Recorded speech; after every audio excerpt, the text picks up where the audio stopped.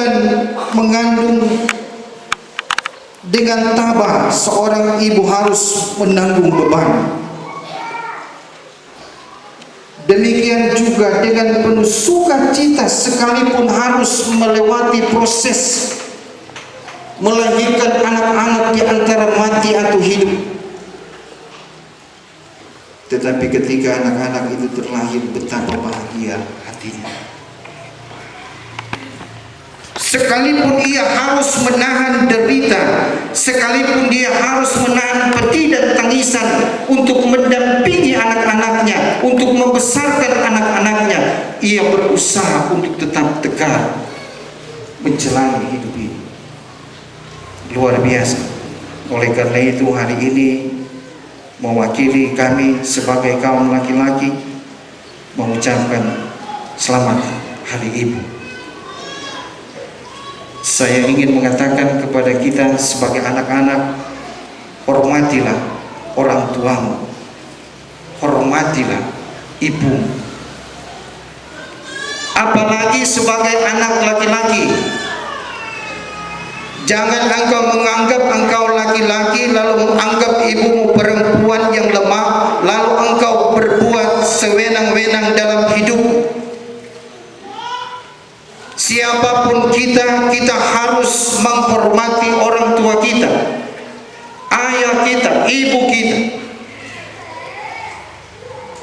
yang tanpa kenal lelah, siang dan malam, suka dan duka, susah dan senang, memberikan pelayanan kasih yang terbaik. Jadi jangan menjadi anak-anak yang tidak tahu menghargai dan menghormati orang tua. Firman Tuhan mau mengingatkan betapa mulianya seorang ibu. Sejak dari kandungan aku telah mengenal engkau, sebelum engkau keluar dari rahim aku telah menguduskan dan menetapkan engkau untuk menjadi nabi di tengah bangsa-bangsa. Inilah juga yang diungkapkan oleh Maria, yang dalam bahasa Latin dikatakan Magnificat, doa yang berisikan puji-pujian kepada Allah. Ada dua hal yang mendasar yang ingin saya sampaikan melalui firman Tuhan ini. Sebab Magnificat ini, doa yang berisi puji-pujian dari Maria, adalah merupakan suatu puji-pujian yang begitu indah, yang dihargai dan dihormati oleh gereja Tuhan sampai hari ini. Magnificat ini mendapatkan arti, mendapatkan bobot yang luar biasa. Karena apa?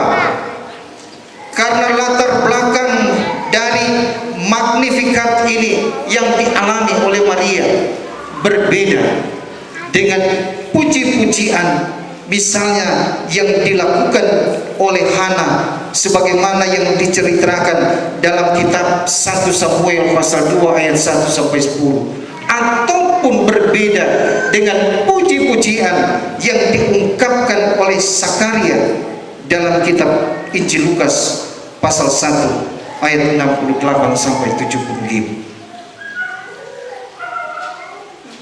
Dan hal yang kedua yang memberikan nilai tambah terhadap Magnificat ini adalah isi dari Magnificat itu sendiri. Karena itu kita mulai dengan hal yang pertama yang membedakan puji-pujian Maria dengan Hana dengan Sakaria. Apa perbedaannya? Hana, kalau yang diceritakan dalam kitab 1 Samuel pasal 2 ayat 1 sampai 10, puji-pujiannya yang ia persembahkan kepada Tuhan ketika ia membawa Samuel di rumah Tuhan sebagai tanda syukurnya atas perkenanan Tuhan dengan terlahirnya Samuel melalui rahimnya.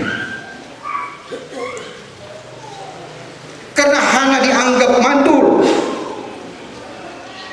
Sehingga dalam 1 Samuel pasal 1 ayat 7 diceritakan, demikianlah tiap-tiap tahun Penina menghina Hana, sehingga Hana menangis dan tidak mau makan. Akhirnya dia bernasar di hadapan Tuhan. Kalau Tuhan mengabulkan doanya dengan melahirkan anak, maka dia akan memberikan anak itu untuk Tuhan. Dan itulah yang dia lakukan, dan ia ungkapkan dalam puji-pujian dalam kitab 1 Samuel pasal 2 ayat 1 sampai 10. Demikian juga Sakaria. Sakaria dalam Injil Lukas pasal 1 ayat 7 diceritakan juga bagaimana Elisabet adalah perempuan yang mandul, ditambah lagi mereka berdua telah lanjut usia. Sehingga ketika malaikat datang kepada Sakaria untuk memberitakan kehamilan Elisabet dalam Injil Lukas pasal 1 ayat 18, Sakaria mengatakan, bagaimana mungkin itu bisa terjadi? Akibat keraguan dan ketidakpercayaannya itu, Lukas pasal 1 ayat 20 menceritakan, akhirnya dia bisu sampai peristiwa itu terjadi, baru dia disembuhkan. Jadi baik Hana maupun Sakaria, mereka mengagungkan Tuhan, mereka memuji Tuhan karena doa mereka bisa dikabulkan, karena mereka boleh mengalami berbagai keberhasilan, kesuksesan di dalam hidup mereka. Tetapi apa yang menjadi latar belakang daripada Maria? Apakah ada keberuntungan dalam hidupnya? Saya kira latar belakang Maria berbeda dengan Hana dan Sakaria. Ia memuji Tuhan, justru ia berada dalam kondisi hamil di luar nikah. Ia mungkin datang kepada Elisabet, saudara sepupunya, untuk mencurahkan isi hatinya. Tetapi karena dia percaya bahwa kehamilan ini adalah merupakan pekerjaan Roh Tuhan, akhirnya dia mengungkapkan suatu puji-pujian yang luar biasa. Jiwaku memuliakan Tuhan, memuliakan kebesaran Tuhan. Hatiku bergembira karena Allah Juru Selamatku. Jadi dasar dan alasan Maria memuji Tuhan bukan karena keberuntungan, bukan karena keberhasilan, bukan karena kesuksesan, tetapi sebagaimana apa yang dikatakan oleh Rasul Paulus dalam kitab 2 Korintus pasal 1, pasal 5 ayatnya yang ke-7 mengatakan, sebab dalam hidup ini adalah hidup karena percaya. Jadi inti dari keberimanan kita, pujian kita, bukan dikondisikan oleh karena kesuksesan, oleh karena keberhasilan, tetapi lebih dikondisikan oleh nilai keyakinan dan kepercayaan kita.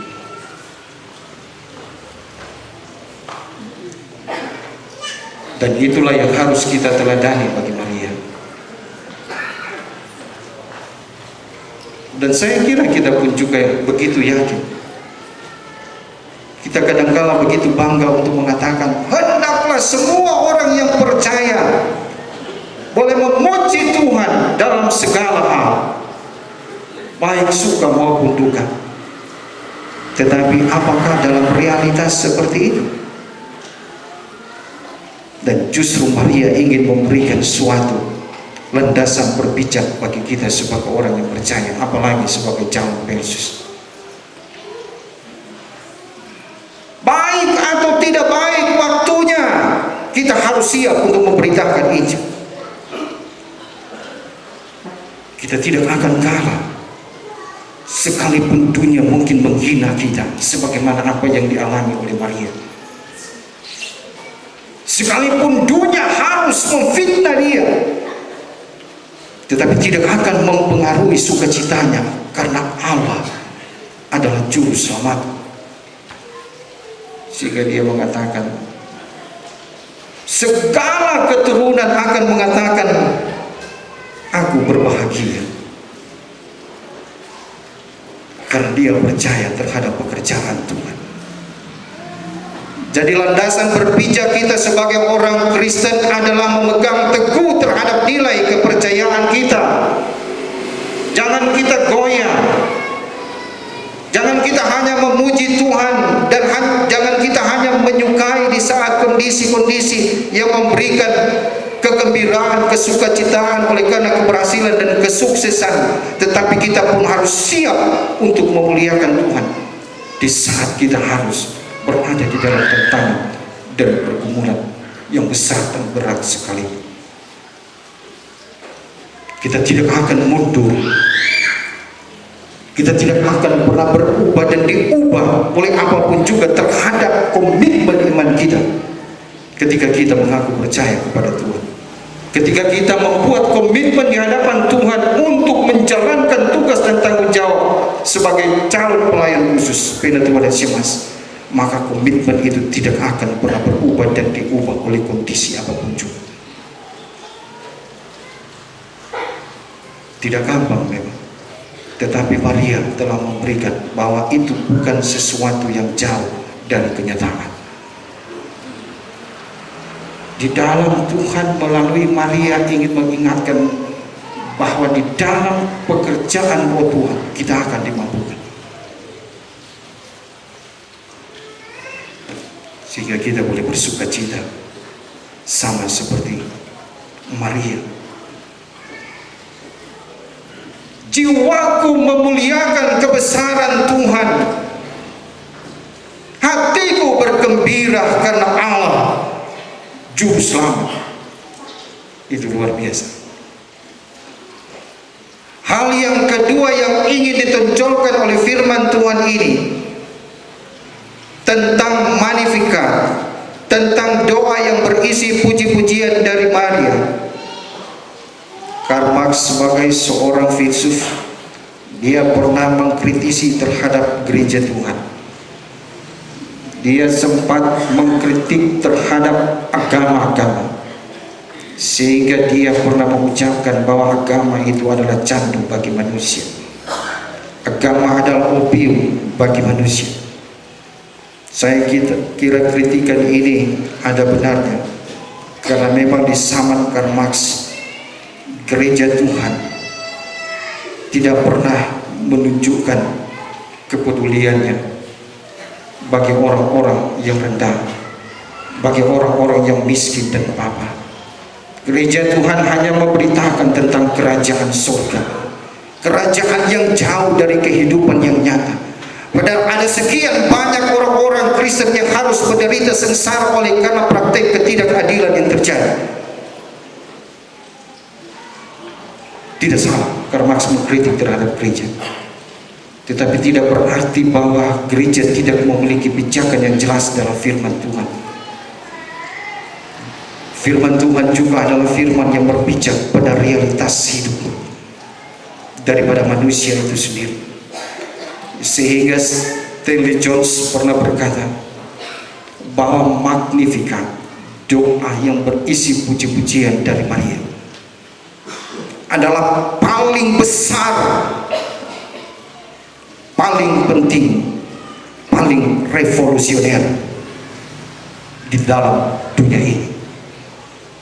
Jadi tidak ada ajaran yang begitu revolusioner yang mengubah terhadap kondisi kehidupan manusia di dunia ini.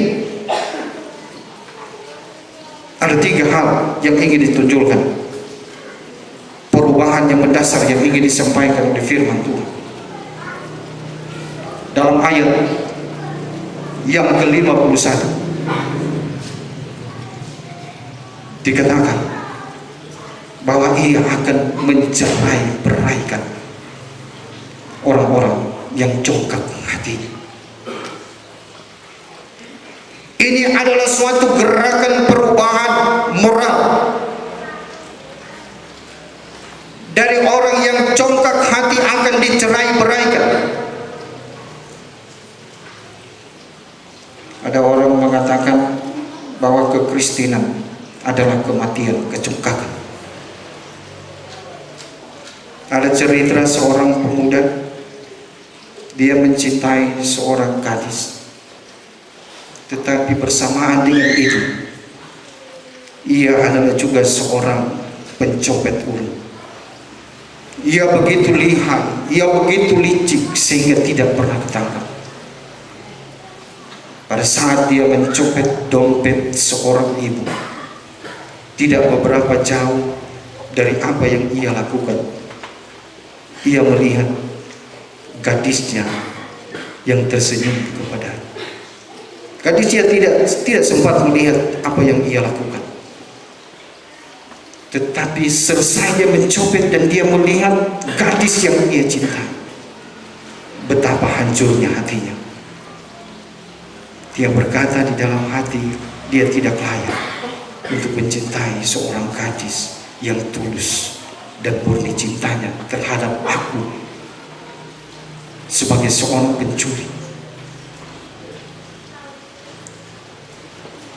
Akhirnya ia terduduk, bersandar ke sebuah tiang dan berkata, "Ya Allah, biarlah aku mati." Inilah revolusi moral. Inilah perubahan moral, di mana ketika kita sadar bahwa kita mencintai Allah, maka cinta kasih itu akan mengantar kita pada suatu kesadaran bahwa kita ini adalah orang yang tidak berarti di hadapan Tuhan. Sehingga segala kecongkakan, segala kesombongan yang kita miliki oleh karena kelihayan kita, oleh karena kelicikan kita, pada akhirnya ditaklukkan oleh kasih Allah di dalam Kristus Yesus. Sehingga orang Kristen sekali lagi adalah orang yang telah mematikan kecongkakannya, kesombongannya. Jangan kita menjadi orang Kristen yang sombong, jangan kita menjadi orang Kristen yang angkuh.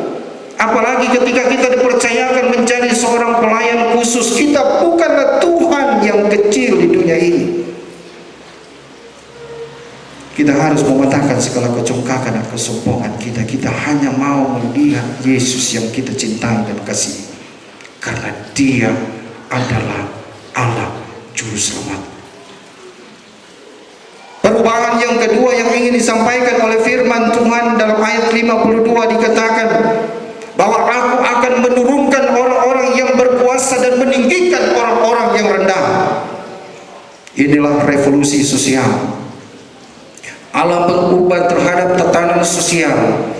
Mungkin banyak orang yang begitu bangga dengan jabatan yang ia miliki, dengan kekuasaan dan kewenangan yang dipercayakan kepadanya. Tetapi jika